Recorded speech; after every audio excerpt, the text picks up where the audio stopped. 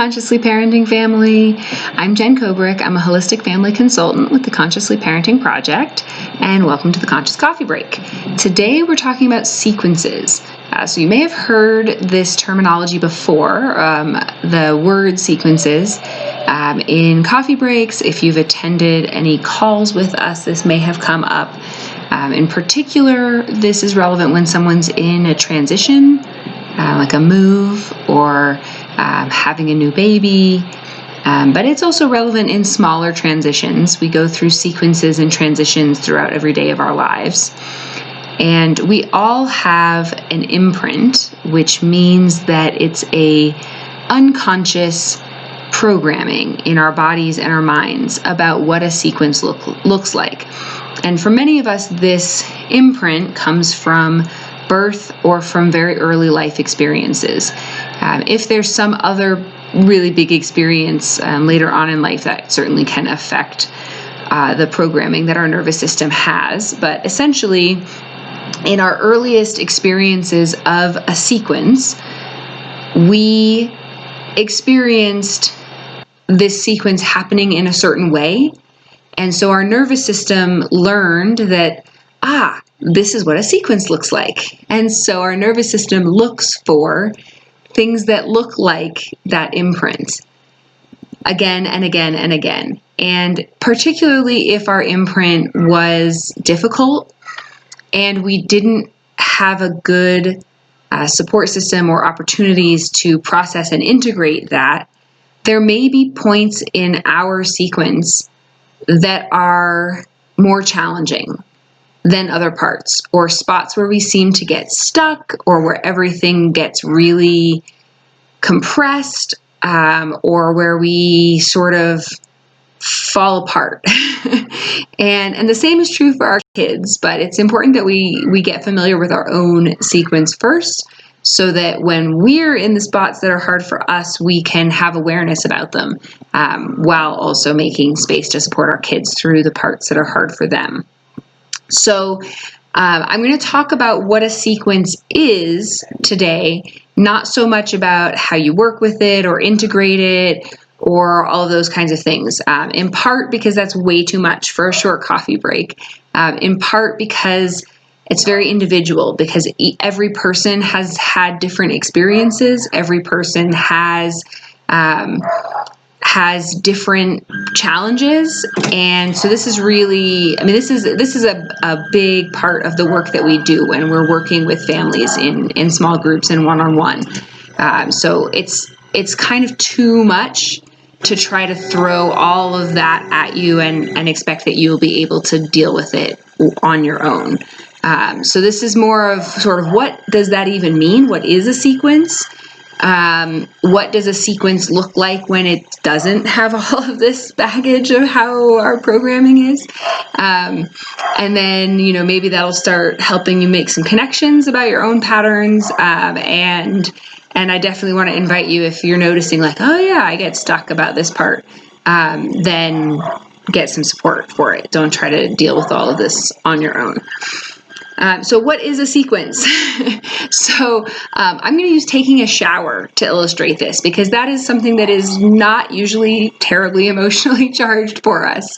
And it's something that most of us have a lot of familiarity with, so we can imagine all of the different ridiculous ways that this could go wrong, right? And I'm going to really exaggerate this because the point is to illustrate what a sequence looks like.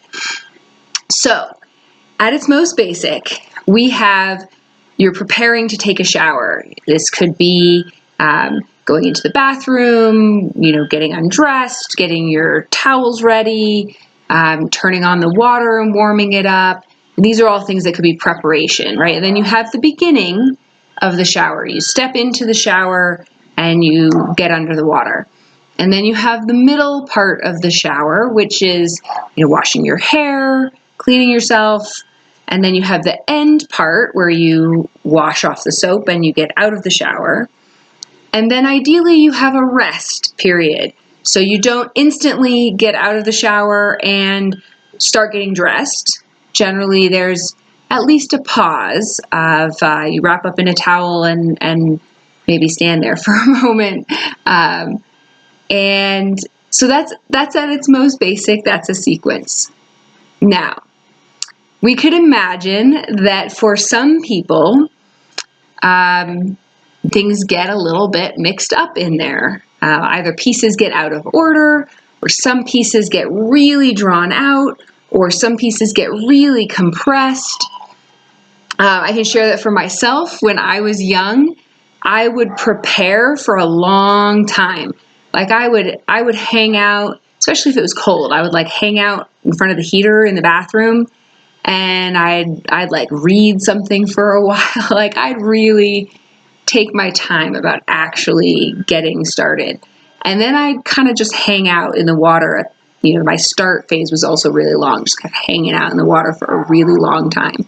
And then I'd notice the water starting to get cold, and so I'd rush through the middle and end really fast. And then I pretty much instantly went to the next thing with no rest. Like just grab the towel and go get dressed. So you can see how that's, it's not good or bad. We're not looking for judging what your sequence looks like here, but just noticing that that's a pattern, that I had a really long preparation phase, a really long start phase, and then a really compressed middle and end, and basically no rest. You could also imagine someone who forgets the preparation phase. They turn on the water, they get in the shower, and then they realize that they haven't gotten their towel out of the dryer. Or even that they didn't get undressed before getting in the shower. That's extreme, obviously. But you could imagine, where that, if that preparation phase is sort of this part where they get stuck, that they could either get stuck there like I did, and it could be excessively long, or that it could be like skipped and forgotten about. You could imagine the middle getting forgotten about as well. Someone who gets out of the shower and then realizes they didn't wash their hair. You could imagine the end being either very compressed, like mine was, where the other pieces have taken so long that now there's no hot water left, and it's just really compressed.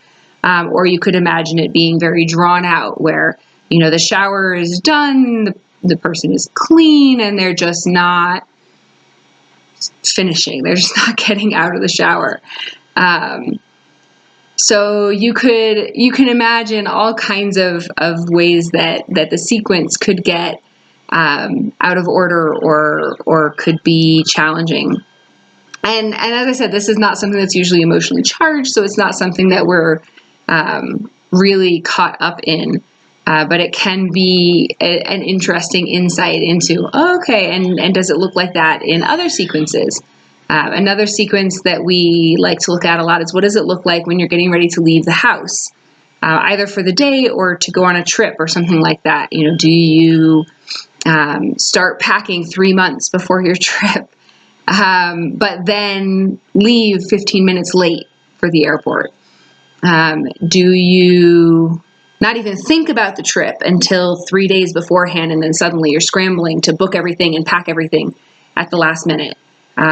Do you prepare and make a really intentional list and get everything, booked and arrangements made for your trip, but then not actually pack until 3 hours before you need to leave the house? Things like that. So there's a lot of, do you then, once you've left the house, kind of take a breath and give yourself a little breather before starting the actual trip, or do you just keep running headlong? Which some of that may be influenced by earlier parts of the pattern, right? If your pattern of your ending phase is really compressed and you're finding yourself always leaving super late, then the chances are you don't have a lot of space for rest because you're running late. So you're just running continuously. So it's an interesting thing to start to be curious about and notice if there's a pattern to which pieces of the sequence are easy, which pieces are more challenging, if there's pieces that are drawn out, pieces that are compressed.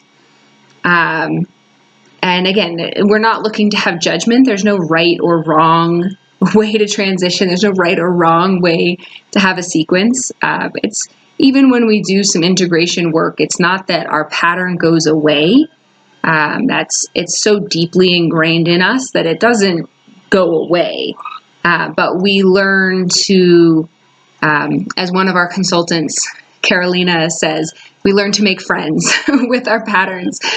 We learn how to work together with them, how to make space for them, how to have patience with them, how to give our patterns grace, and rather than fighting with and resisting our patterns.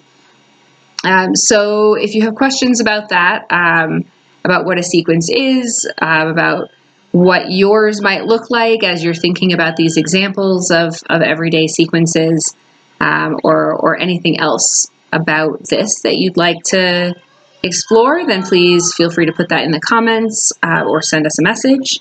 And have a great day. I will see you on the next coffee break.